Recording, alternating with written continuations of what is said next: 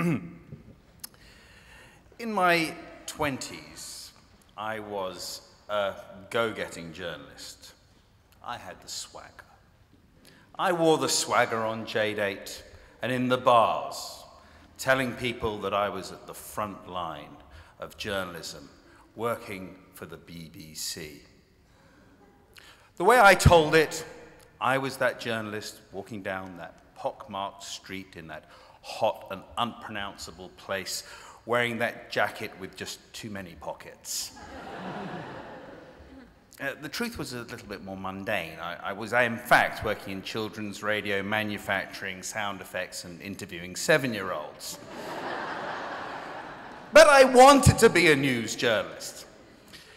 And as time passed, I graduated towards the news department of the BBC, where I worked in London until I was offered the opportunity to go to Jerusalem for the summer to report between one outgoing correspondent and another incoming correspondent. And off I went. And it fulfilled my expectations. There was a modicum of reporting, time on air, a lot of time spent in the bars and restaurants of the city telling people that, yes, I was working at the forefront of journalism for the BBC, the Israel-Palestine conflict, where it was all happening.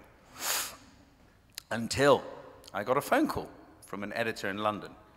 Richard, we want you to go to Beirut to interview Hezbollah. Hezbollah. Beirut. Now, I should say that my contact with a knowledge of Lebanon was somewhat limited at that point. It was restricted to really what I gathered on our annual trips to Israel. We used to go to Israel virtually every summer because, from my parents' perspective, it offered a dose of Judaism and a cheap vacation since we had relatives who lived on a lovely kibbutz in the north of the country. And as part of our ritual, we would travel from the kibbutz, drive the few minutes up every summer to the border with Lebanon, this huge fortified fence where there were watchtowers and cameras and barbed wire. And we would stand there and look over into enemy territory, holding our ice creams, because this is Israel. God forbid you should look at an enemy country without some form of sustenance. But in looking past that frontier, it fired some curiosity inside me. I really wanted to know what lay on the other side. I really wanted to discover it. Anyway, there I found myself in the position where I was going to find out. Now, I should also say that I come from a background which is, our family was like steeped in chicken soup, very Jewish. Our lives revolved around going to the synagogue, me being active in youth groups, festivals, discussion of Israel around the table, lots of angsting.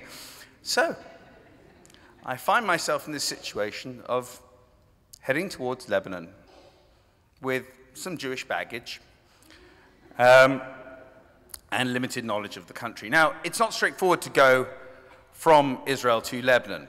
You have to go via a third country. So I have my British passport with my Israeli stamps, and I have my British passport clean of Israeli stamps. And you also have to check your clothing, and I had to go through it all very carefully and ensured that I removed the label, the Hebrew label, from my Tel Aviv purchased underpants, and checked my pockets for receipts. And I traveled, a Hebrew language receipts, and I traveled over to Amman, Jordan, that evening in preparation for catching a flight the following day. And I arrived into the hotel there, and I recall very vividly the red walls of this hotel and the powerful air conditioner. And despite the power of this air conditioner, I had begun to sweat because the reality of what I was about to do had begun to dawn on me. This was Hezbollah. Now, Hezbollah had until very recently, at that point, been holding Western journalists hostage for years in basements, chained to radiators for being Western journalists. And there was me, Jewish boy from London, family in Israel, seen Lebanon, but from Israel, heading over to interview one of the senior members of Hezbollah. And the thoughts began to swirl around inside my head. What would happen if they found out about my background? What would they do to me? Would they chain me to the radiator? I'm claustrophobic. I won't be able to call my mother. What's going to happen? And these thoughts, they're going round and round and round inside my head. And I'm walking around the bed. I sit down. I get up. I can't concentrate. I can't think. And then I say, you know what? I could not go. I could call up the editor in London. Hey, Malcolm, it's Richard here. Yes, Richard. I can't go to Lebanon. I can't go to Beirut. Why not, Richard? Well, I'm Jewish. I know, Richard. No, Malcolm, I'm very Jewish. Well, if that happened, it would bring an abrupt halt to my quest to become an international news correspondent. I wouldn't even get the chance to report on cats stuck in trees. And so these thoughts continued. Should I? Shouldn't I? What if? I could feel myself building to a frenzy. I was walking around in circles, and I felt myself running towards the bathroom. And I reached the bathroom, and I grabbed the toilet bowl like it was a long-lost relative and retched up the contents of my stomach. I came and I sat down on the bed, with sweat on my brow, my stomach aching, and I thought, you know, I've got to make a decision. Either I go or I don't go. And I made the decision. I said, I'm going to go. Throw myself on the hands of fate. And it was the early hours of the morning. I went to bed, got a couple of hours sleep, got up the next day, went to the airport, flew to Beirut, was met by my fixer, driver, translator, and we drove from the airport down into the center of town, past the huge posters of Ayatollah Khomeini. I swore his eyes were following me as our car went past. And the next day, we drove down to the southern suburbs of Beirut, to Hezbollah's enclave, guarded by its troops, its soldiers.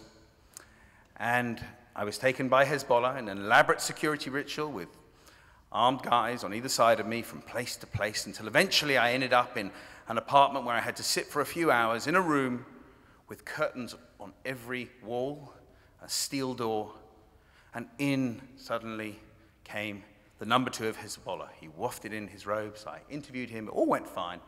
And I went back to my hotel, and I filed my report to London.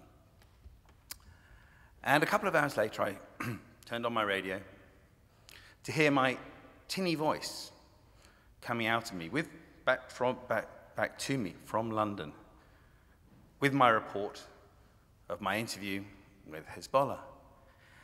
And I stood there, and I thought, I'm proud. I could feel my chest swelling with pride. I've done it. I did it. I listened through to that report. And then it ended. Richard Miron, BBC News, Beirut. Thank you.